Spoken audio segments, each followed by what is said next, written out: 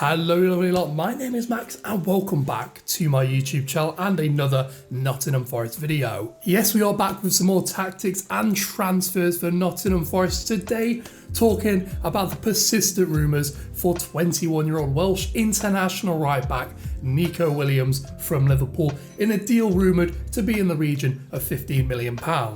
We will be discussing his profile as a player, how he will fit into this Nottingham Forest system and how he has played in the last couple of years for Fulham and Liverpool respectively. And also as an area of comparison, we're going to be comparing most of his stats to Jed Spence. Of course, that's the player who's going to be coming into the squad to replace, so just getting that out there before we get started. And of course, before we get started, drop a like on this video and subscribe to the channel whilst you're down there, especially if you are new around these parts. We are getting very close to 850 subscribers.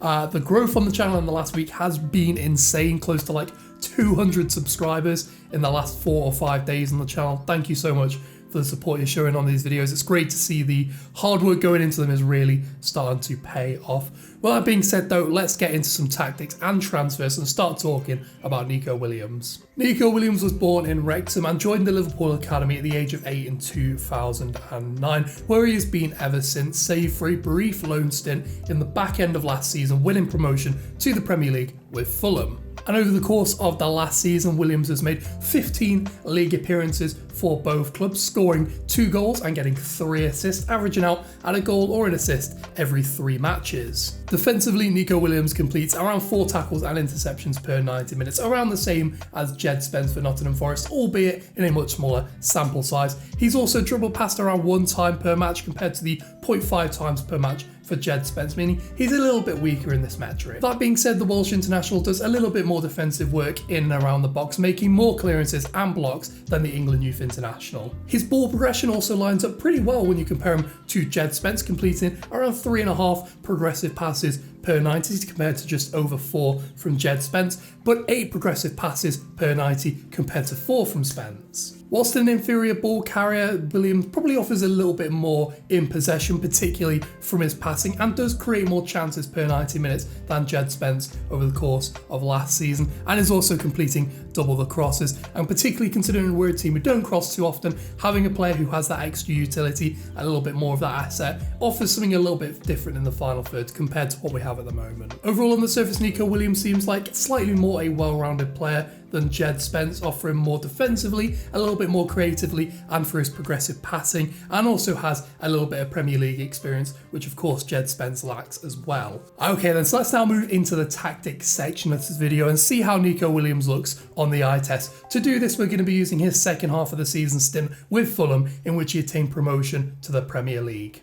Okay, so we're at the tactics board, and as you can see, we've got Fulham up here. They are the team in the blue. Neco Williams predominantly playing in that right back spot in this 4-2-3-1, 4-3-3, 4-1-4-1 hybrid that Fulham were playing last season. And the premise of this system is basically to enable as many passing triangles as possible. Of course, this is a real trademark of how Liverpool play, how Manchester City play. Playing a formation like 4-3-3 or 4-2-3-1, it creates these passing triangles, and when you're playing a positional system like Fulham were playing last season, it enables you to move the opposition around and create opportunities through space. And doing this really enabled Fulham to dominate their matches. They saw around 60% possession in their matches, which was second highest in the Championship last season, and were also in far and away the best attacking side in the Championship last year, registering the highest amount of goals and the highest amount of expected goals generated over the course of the season. Slowly they will advance forward in this shape, forcing teams back into their defensive shape. As you can see, this team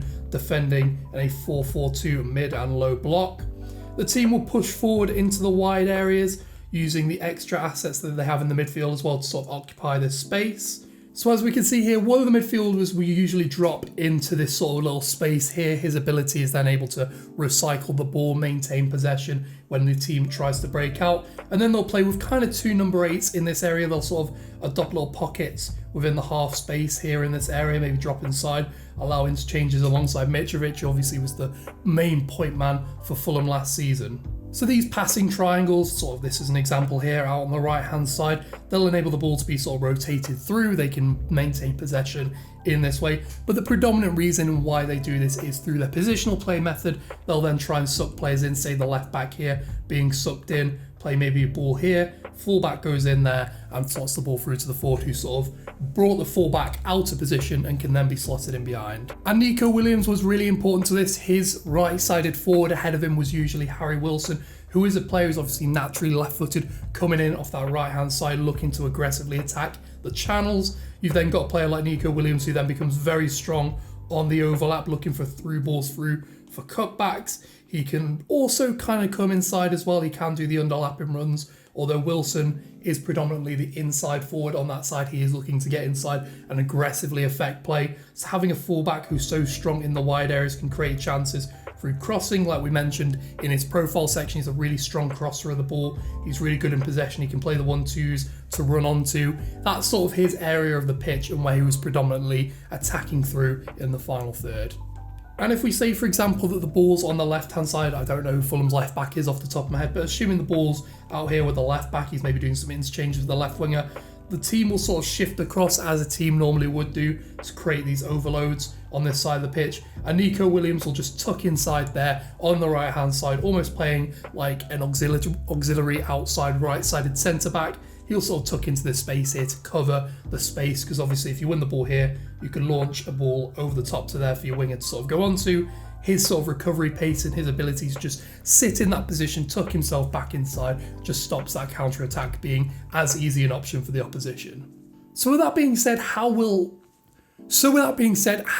Neco Williams do for Nottingham Forest should he join in the summer? Personally, I would suggest he'll probably do pretty well for the Reds, having played extremely well at Fulham, getting his first real stretch of first-team football during the second half of the season. His positional flexibility is definitely one of his biggest assets, being able to play both on the right and left of a back three and a back four, like I mentioned earlier. And obviously that is really important. There's a lot of minutes to play this season. Obviously with the World Cup sort of halfway through the season, the congestion, particularly at the beginning of the season, we'll see a lot of rotation, particularly for our Forest squad, which is already stretched pretty thin. Having someone who can go on both sides is very important for Steve Cooper and his men.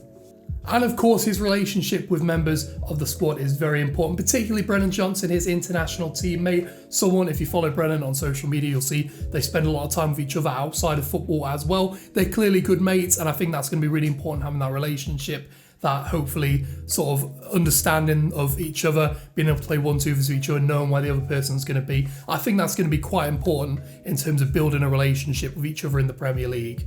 That being said, I do have one or two concerns about Neco Williams I'm just going to get into here in a minute, but they are a little bit trivial and I don't see them being too important. Firstly, he doesn't have a huge amount of experience playing three at the back, although at international level, Wales have adopted a three at the back system at times with him playing as a wing back. At club level, he has predominantly played in a 4-3-3, 4-2-3-1. Liverpool and Fulham play very similar positional systems, and he plays in a very similar position both for Liverpool and for Fulham. So I think that lack of experience there could see his integration into the squad not quite be as seamless as perhaps people are expecting it to be. And secondly, kind of relates onto the first point, he doesn't have a lot of first team minutes under his belt. His stint in the second half of last season with Fulham was really his first experience of substantial minutes and a long run in a team. I think he made 13, 14 appearances over the back end of last season, and that's his first real run in the squad as a senior footballer. And again, just going into quite a congested season, it could see his implementation into the squad be slightly less seamless than maybe we're expecting it to be. Overall though, I really like this signing. 15 million quid for a 21-year-old is pretty low risk in the current market. Even if we were to be relegated this season or not do as well, I definitely think he would sign on and stay in the Championship, because I don't see his wages being too ridiculous, and obviously has experience playing at that level as well. And even if he were to leave, I can imagine we'd probably recoup most, if not all, of the money we paid for him in the first place. That being said, he is definitely a signing for the future. I don't necessarily see him starting and sort of hitting the ground running straight away. I definitely think you'll need 3, 4, 5 games just to get up to speed of the Premier League, get up to speed of Steve Cooper's system.